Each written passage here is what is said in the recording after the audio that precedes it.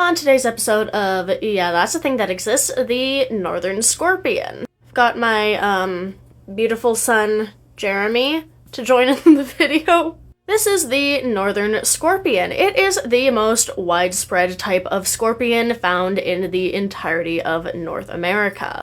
It ranges throughout pretty much the entirety of the western United States, from Arizona all the way up to Oregon and Washington, and even up into Canada. Yes, we have scorpions in Canada.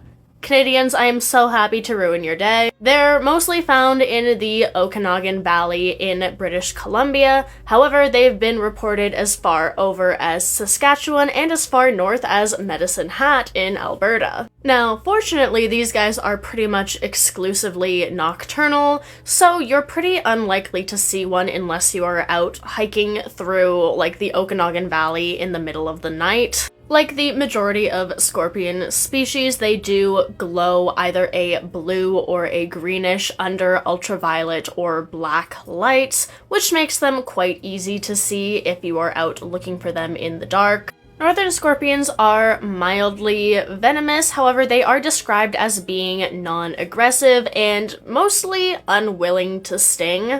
Their venom is most often compared to that of a bee or a wasp, and you're pretty much never going to die from the sting of a northern scorpion unless you happen to be allergic, which is a possibility with venoms. However, that is quite a rare allergy, and deaths caused by the northern scorpion are incredibly rare. The most that you're going to get is localized pain and maybe some swelling that lasts for a little bit. It's not pleasant, it's mostly just uncomfortable, but you're almost definitely going to be fine. Northern scorpions mostly feed on smaller arthropods such as insects like grasshoppers, as well as arachnids like spiders and other scorpions. They have quite the interesting hunting strategy. They use specific acoustic sound waves in order to detect their prey.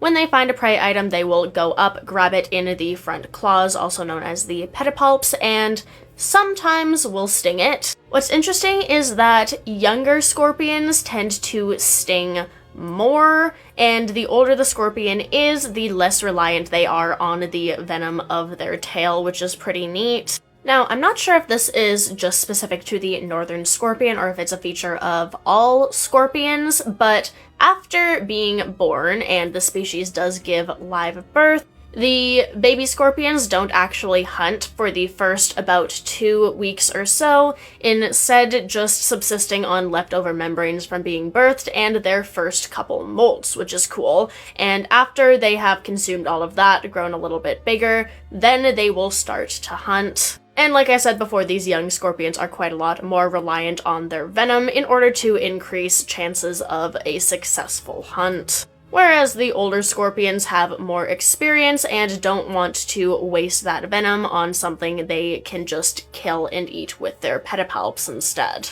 I am a big fan of scorpions, and in the summer or early spring, once these guys are finished hibernating, and the next time I go back to Soyuz, where the Okanagan Desert is, these guys are definitely on my bucket list of things to look out for. Even though I'm probably gonna have to stay there and go overnight, because they are, in fact, nocturnal.